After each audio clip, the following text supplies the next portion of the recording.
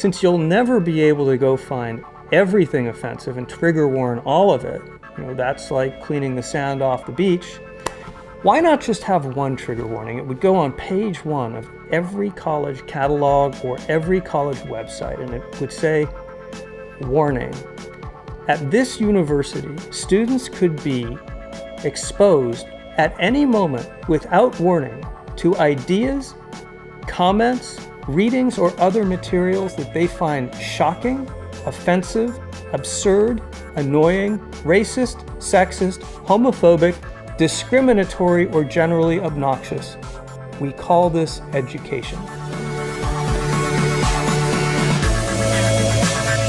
My name is Jonathan Rauch. I'm a senior fellow at the Brookings Institution and a big fan of fire. For 15 years. I've been a freedom of speech activist for as far back as I can remember, but I really got most involved in 1989 during the Rushdie affair, when Ayatollah Khomeini announced a fatwa calling for the death of Salman Rushdie based on a novel he'd written. And the response from the West was watery, it was weak. People weren't sure what they were defending. The responses were kind of legalistic, or a lot of people said, well, look, he did write a very offensive book.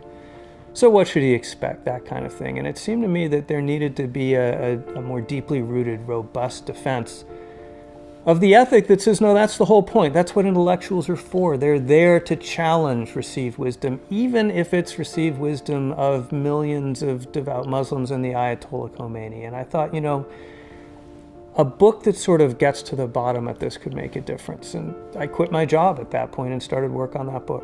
Someone just asked me this question, why do I think free speech is so important? And it is such a basic question, it's very hard to answer. It's one of these things we almost never ask ourselves. There are tons of reasons, but for me, they boil down to the fact that the open society is where we get our knowledge and where we get our opportunities to flourish as human beings and to be ourselves, something that as a gay man has meant a lot to me.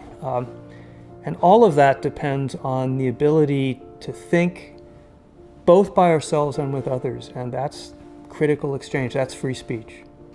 The whole point of universities is to develop knowledge. That is the one place where it is most important to have critical exchange, where every opinion should be subject to testing all the time. It's the worst place in the world to have an ethic where you're worried about being punished for what you believe or for being offensive, because knowledge starts as offendedness. As H.L. Mencken once said, there's pretty much never been a great idea that didn't begin as a heresy that offended someone. So I think colleges especially have an obligation to be free speech environments, not just one little area, but the whole place.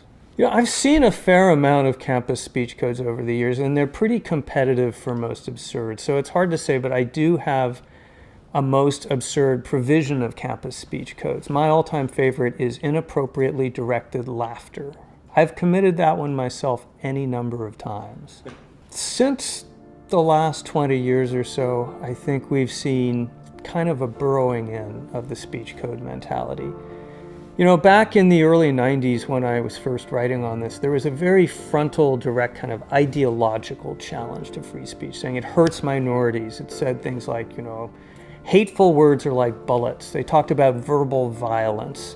They were trying to go root and branch after the ethic of free speech and open communication. You don't see that very much anymore. Now it's much more of a kind of bureaucratic furniture where these campuses all have these speech codes and they think they have to have the speech codes because what federal bureaucrats tell them. So it's kind of bureaucrats talking to each other, thinking they have to do all this stuff and have all these speech codes. It's become less ideological and more mechanical. And I don't know if that's better or worse.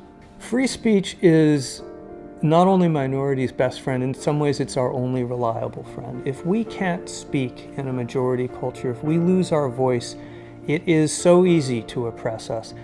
The way minorities get real rights and real freedom is by fighting hate and bigotry, and that's grounded almost uniformly in ignorance and fear. And if we're forced underground, if we can't show who we are, if we can't make our arguments, we are literally helpless. This is why I believe that hate speech laws are not our friend.